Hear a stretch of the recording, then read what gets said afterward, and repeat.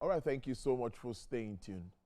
Nigeria's agricultural sector in 2026 is facing mixed outlook, with prospects of easing input costs offering relief to farmers, even as deep-rooted challenges around storage threaten to limit gains. That's according to industry experts. Well, a lot of development, I must tell you, has been happening around Nigeria's agricultural space, efforts from government and, of course, private sector players. But are we there yet? What more can we do? My guest is Africanfarmer Mogaji, and he's a turnaround agribusiness expert. He's also live in the studio. It's good to have you here. Same here. Good afternoon. Good afternoon. I think it's the first time in the new year, yes. but it's not too late. It's never too late. Happy New Year too. Well, I'm seeing that agriculture remains the topic of discourse everywhere. But let's start with government interventions. How would you rate them, and where are we? Are we getting it right? Because sometimes we had some schemes that never worked for us. Yes. So where are we with regards to interventions at the moment? Well, interventions have been better, especially in 2025, as regards implementation. Okay. Which is why we have more food. Okay, more food in terms of availability, and but you know, the flip side of having more food is that the subnationals also need to up their game, align, you know, with the tempo of the federal government. So the federal government is giving an intervention, there's fertilizer intervention, there are farm inputs intervention, various interventions, more managed, more monitored, or better monitored, okay? And the results of interventions is to get more production. So we are seeing better and improved production, more productivity. However, the storage component that we talk about is not primarily for federal government. It's for state and local governments. So when you have increased production in states, not in federal, in states and local government, and you don't have local government and states developing the value chain to ensure that their farmers are sustainable, there's a big gap there, and that's what's causing quite a number of challenges with consumers happy, farmers crying. So federal is doing the job, state is not pulling their weight. Just like you said, when we say we have good harvest, but farmers are still complaining. Yes. Just so that's the point now you're driving out. Let's look at financial interventions, particularly with the recapitalization of the Bank of Agriculture and all of the agencies. Some agencies in the agricultural ministry, I never used to hear of them. But now I see that most of them are getting so active at the land acquisition. Now there are plenty of them. There's one also for finance, aside from BOA, which I also went for a meeting. Not fund. So all of them are now. So what do you make? What's happening with regards to financials? Well, it's a good development, you know, because they all have different focus, you know. So now that does more medium, upper scale, while BOA, you know, handles every of the value chain. So bottom line, what we have now is better than what we used to have. But in terms of impact, we're still not seeing that impact because many of them have not really gone into full operations. And that's the truth. Okay, so but now that is still at pilot also. So they can, you know, go all out. BOA recapitalization, we have not confirmed that the monies have been fully released so people can access. So, you know, it's a mixed thing, but when they get into operations, because we have more younger people, we have more operators in the sector manning those agencies, I am optimistic that we should have huge improvement because, well, before, they would, you know, government brings somebody who does not have any background and to head, but now you have industry players. So we should have a big improvement in the sector. I believe in 2026, if we remain focused. We're going to get to that point where we're going to talk about recommendations and what really needs to be done. But again, I want us to talk about investment opportunities in our agricultural space. Okay. I went for a meeting earlier today, and it's all investment, investment, investment. At the just here on the island here, where the Minister of Trade and Investment, she's reiterating government's openness. Now, for agricultural sector, what sort of investment opportunities do we have, and who are those who stand to benefit from all of this? So, in agri, across the value chain, from production, processing, logistics, marketing, every space, even coming to fashion, coming to eco-friendly, they create eco-friendly buttons, eco-friendly cloth. The space is just too wide. The unemployment in Nigeria should be resolved with the agri value chain. However, you have almost everybody talking about investment, investment, investment. There's too much talk about investment, less action. So when you say you are driving investment, are you driving, many times we are driving investment to the commercial. And about 70 to 80% of the agri value chain is run by small and medium scale businesses. So we are not having investment channeled to fit the small and medium scale. Most investment is always towards the big. And so if you have investment going to 30% and 70% of the value chain, is disrupted. So we are having investment mismatch in Nigeria. So if the Minister for Trade is talking about investment in agriculture, is it investment in the small scale? Is it investment in the mid scale? And mind you, when we're talking about post-harvest losses is primarily in local government, not necessarily in the states.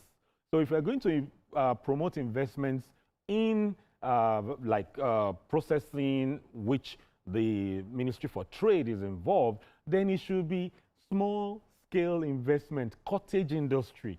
So they add value to tomatoes, to pepper, to anything wasting now. They add value at the cottage level, which is done in India, Malaysia, and China. So when we're talking about China, Indonesia, it is 70% of small and medium scale. So if we don't channel investment that is rural friendly, or what we call social enterprises, we will not get the job done. So Ministry of Agriculture is promoting investment. Yes. We can see that in production. Yes. Ministry for Trade is promoting investment. We are not seeing that in value addition. Meanwhile, they work hand in hand. They are twins. So bottom line is that currently our investment is still not targeted at the right people. When you say getting loans and even the investment that we drive in agri, it still needs to be farmer friendly. All investments currently are not farmer friendly. Why? So you give 3 months loans for the farmer to pay back the loans. So if the farmer needs to get a borehole, it's not part of that production cycle. Yeah. That borehole takes for 4 or 5 years. So when a farmer gets tractor, bottom line is that we still don't have farmer-friendly investment. Any investment that the farmer has to pay back in 6 months is not a farmer-friendly, is not rural-friendly, it's not a rural processor-friendly investment. Anything, it should be 1 year minimum so that they can plan. Planning is very difficult for the SMEs, and that's 70%. And that's what constitutes the post-harvest losses, lack of processing, storage, and loss of jobs. So that's a lot of work. 1 year at least for that kind of investment. And we used to have it. It's not anything new. You could borrow in BOA years back. 1 year, you can do 2 cycles. The cooperatives in the north, I farmed extensively in the north, will give you facilities, also government engineered, where you could plant, harvest, and do 2 cycles. So if you can keep the resources to run 2 cycles, yes, you still can plan better, because if, let's say, rain affects 1 cycle, even if it's insured, nobody plants a farm or rears animals to get claims. It's profit.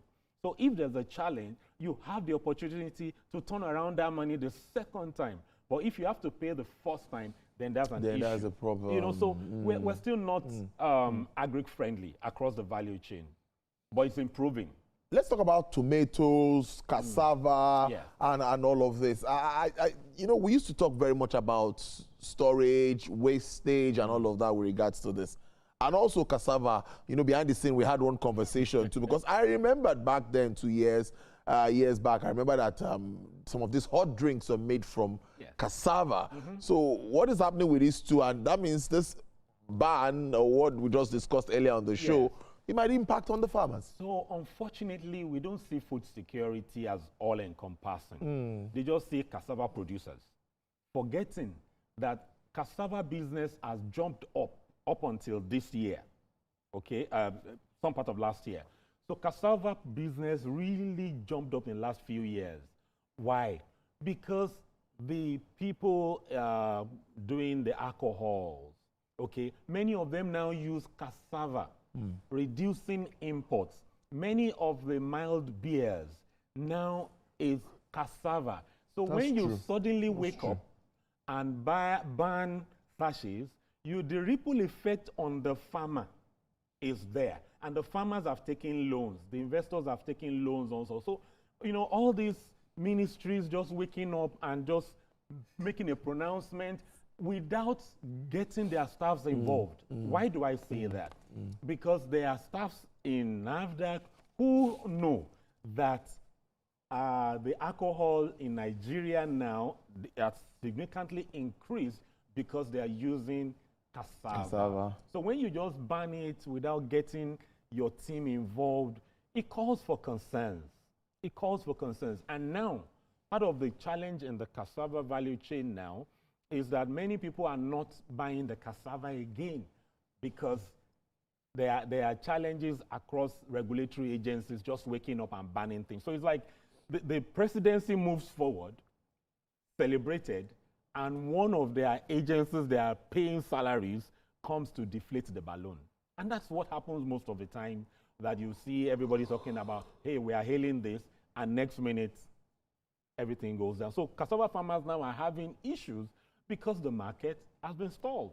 And for tomatoes, I would like to give it to credit to this administration.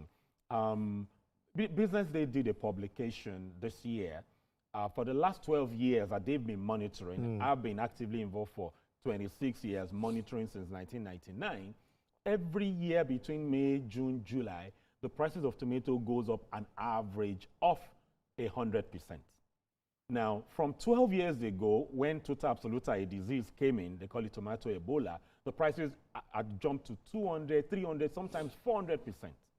So for the first time in 26 years, but Business Day reported 12 years that they've been monitoring, tomato prices last year was stabilized. And what happened? The Minister of Agriculture, Senator Kiari, did say that, okay, this cannot continue. Okay, if this has been happening for this number of years, there's no rocket science. And he said, what can we do? Brought a few of us to the table, and we all did a strategy together, and we all went out. Some of us volunteered, and we pegged the basket of tomatoes to be 50,000 beginning of the year, and by May, June, July, for last year, the prices were 50,000 as against the 200 to 300,000 prediction. So for the first time, all reports that you will see, name it, did confirm that tomato prices were stabilized. It did not jump up last year. And so average family felt the benefit of governance, which is what, and that has nothing to do with NAFDAC, no regulatory agencies. Government and private came together to solve that problem. Regulatory agencies truncate all these efforts. If we had a regulatory agency involved, we wouldn't have achieved that goal. So these are things that need to happen, that private and government, when they come together, things happen. The next phase should now be the processors. Many of their processing equipments have gone comatose. And before any of them come and tell us what is not, many of them did not do research around which variety of tomato is needed, what do we have in a country, what do they need. So many of them invested without knowing that. So when they found out, they began to up their game to invest in seeds and farmer development. But the next phase is to be able to ensure that we don't have losses. However, I would like to point this out. Go ahead, please. This is very important for tomato stability 2026, 2027. Now, we have people import tomato paste, tomato, they call it mix now. A majority of it is not tomato. A majority, 70%, I stand to be corrected, the documents are in NAFDAC and so on, is not tomato, it's 30% tomato. Now, with our local tomatoes, when I say local, the tomato varieties we use are the same varieties used in Europe for over 30 years to produce paste. But right now, in Nigeria, you are told you cannot use that quality because the Europeans have developed better quality and increased their standard, and our regulatory agencies are working with new standard, forgetting that over 30 years, these people use the same tomatoes. So can we have the regulatory agencies allow Nigerians, investors, to use our tomato because that was what Europe was using to produce tomato paste. So if we are bringing in less than 30% tomato, and now we can produce 100% with our tomato, then what's our challenge? And that's the fundamental reason why Dangote tomato is not in operations, because they use the tomato available, but they can't compete with 70% of chaff, of corn starch, industrial starch. So, you know, NAFDAC needs to please revisit operations in agri-value chain. So Ministry for Trade can do a lot, Agri can do a lot, and NAFDAC can create a bottleneck. So we just need to revisit these policies and make it, you know, friendly. You find in India, they say, oh, you cannot export this. So the quality is for their country. It has a shorter shelf life, and people consume more. That's how we create the jobs.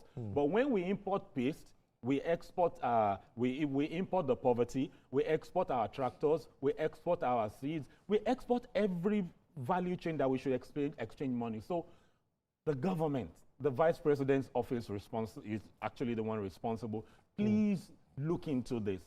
I always say this, we can create an economic miracle. Tomato, you know, was stabilized in 6 months.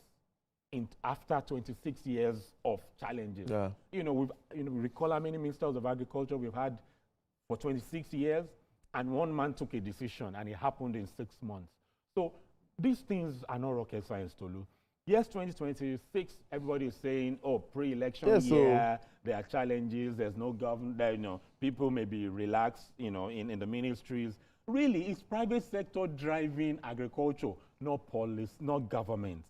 The enabling environment was what the minister provided last year. The MSMEs produced, he engaged them, and they felt confident, and they produced, and they made over 100%, and they still sold at 50,000. You know, so these things are not rocket science. It's easy to do. I always say we can produce an economic miracle in Nigeria in 6 months once we have the minister and the ministry, you know, working to support the private sector. But do we still need schemes like, I don't want to use the anchor borrowers because many will tell you that that was, some will say was successful at some point, but some saw that money as just free money and didn't want to pay back to government. Well, all of that still in the forefront. We're trying to get a headway. But what do you make of initiatives like that one? Do you think it can still help us ramp up production? Yes, you see, Anchor Borrower was a well-designed program. And but not well implemented. In Nigeria, the design is always beautiful and excellent. The implementation. One thing I would fundamentally fault about Anchor Borrowers, you see, when you bring people in ties to come and people who earn salaries, to come and design programs for people who are in the field, there will be loopholes. There's a place for a tie person. Everybody is supposed to sit at the table and design. They can design, bring stakeholders, and they, you know, punch the holes. So what happened with the Anchor Borrower? They wanted to adopt Europe and US, which is commercial. You want 10,000 farmers, you want 1,000 farmers. Even the anchors were not involved in agriculture, but they had collaterals and co. The current state in Nigeria is that the middlemen, the middlemen that we hate so much, they are the ones that provide funding for the farmers. They know at least 300 farmers, 500 farmers. We won't want to work with them. We want to work with the big scale that have big budgets. Yeah. At the end of the day, these people know the farmers, they know their houses, they know their farms. But when you bring the anchor borrower that is huge and massive, that they have to go and gather people, that was one of the things that happened. Yes, we may say that some people did not get the money, required the money, but it's beyond the money. The timing of the disbursement was the major issue for anchor borrower. And also, it still comes back to when the real players are not involved, when it is salary earners that design the thing to work for the full-timers, it won't work until we have the salary earners who studied agric, who probably practiced for 1 year, abandoned it because it was too tough to go get a job to feed the family, design something for someone who stays in the sun 24/7, it will be implementation mismatch. And that's why when they even give the intervention, many of the farmers, the input, many of the farmers sell it because they know that this cannot work. One, you want to give me seed, fertilizer, you ask me to travel like 3 hours to come and pick it. The logistics to return is huge, so they just have to sell off. But that's our time. I know we can really continue this because I still have a lot that we should discuss. But Africanfarmer Mogaji, I must thank you so much for your time. Turnaround agribusiness expert. Thank you for being here. We really appreciate it. Thank you for having me. Thank you very much.